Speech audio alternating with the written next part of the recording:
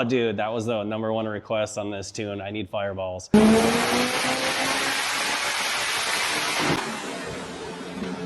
No pressure. It's not all that blows.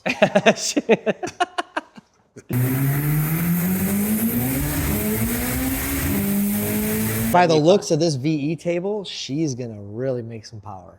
Yeah. I think so. Oh, there we go. Successful dyno testing. That's how we win. Woo!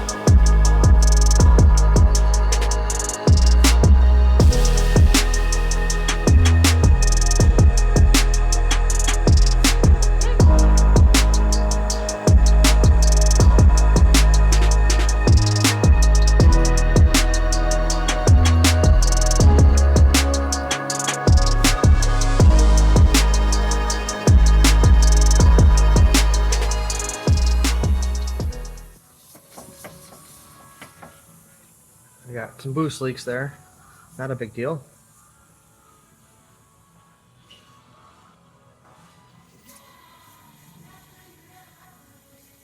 It's a 3-inch section of pipe.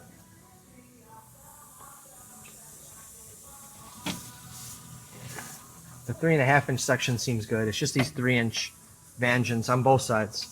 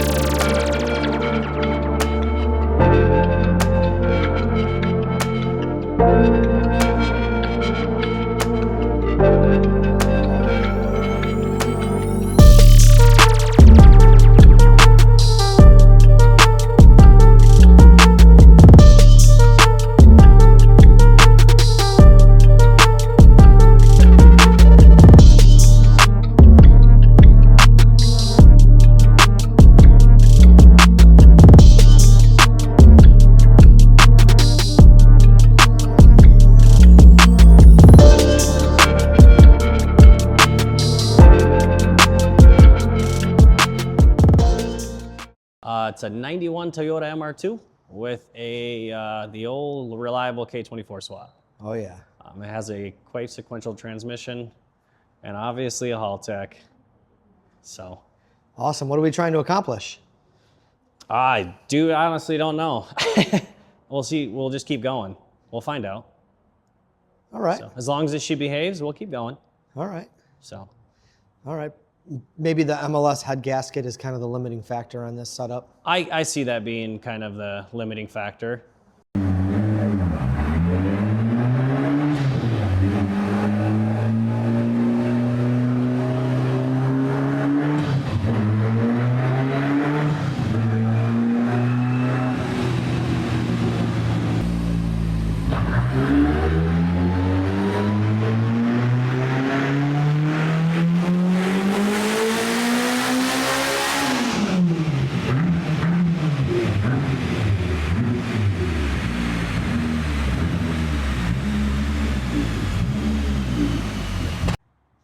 All right, we got some baseline pulls done on like wastegate pressure. Pulled the plugs, gonna check everything out. Everything looks pretty good. Everything looks nice. My Steak and Shake Oreo shake is looking low. Not good. Pretty good power so far. Wastegate pressure, it's like almost 450. It's like 8-9 pounds of boost. That's actually kind of crazy. This So is a that's- Mustang dyno as well, so that's bizarre. That's a Yeah. lot of power out of such little boost. So it is a large turbocharger though. So a 7375 G42 Garrett on it.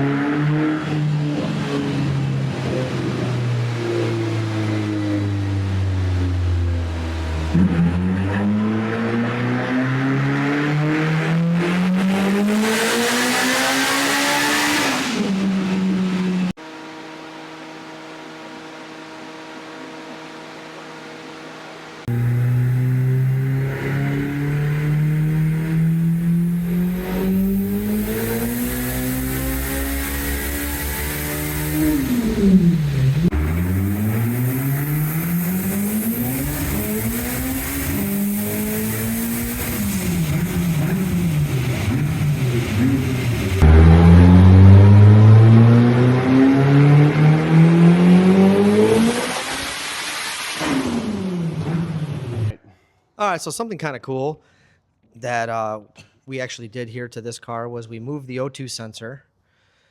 Because in my experience, if you have that O2 sensor in the wrong spot, it kind of messes with readings, especially at like high airflow. So you want to put it in like a location where it's sniffing rather than like being force fed the exhaust. So we were able to do that real quick, put the exhaust back on, which is really cool, by the way. I really liked the way he did this with the plate and everything. Really nice exhaust. So, and then that cleaned up the O2 sensor readings. Everything reads nice now. Yeah, So super steady.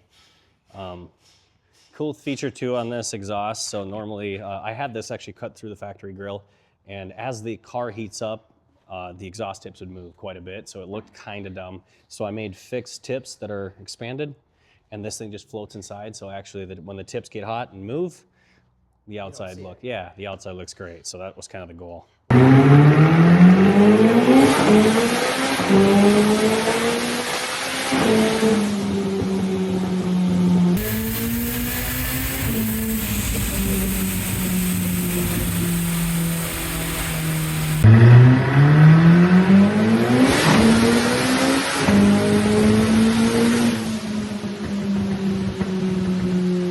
Manifolds on here? This is actually a Altec rear-wheel drive designed for the MR2. Ben from Altec sent that out to me, and we're kind of seeing how far we can push it. This thing is awesome. We have It looks like one piece. 9 pounds of drive pressure to 11 pounds of boost. yeah, This the drive pressure was consistently lower than boost pressure all the way to 30 pounds, all the way to 800 wheel. Yeah, this thing is amazing, and it's physically small and compact. By the way, we had to change a spring on the wastegate. It took us 2.5 minutes. Super easy to do. Great manifold. EGTs are pretty equal all the way across. Location on this too, like just the way it sits on an MR2 is perfect. So I'm very happy with their product. I have their manifolds on 3 other cars that I did, and I'm pleased with their work. So.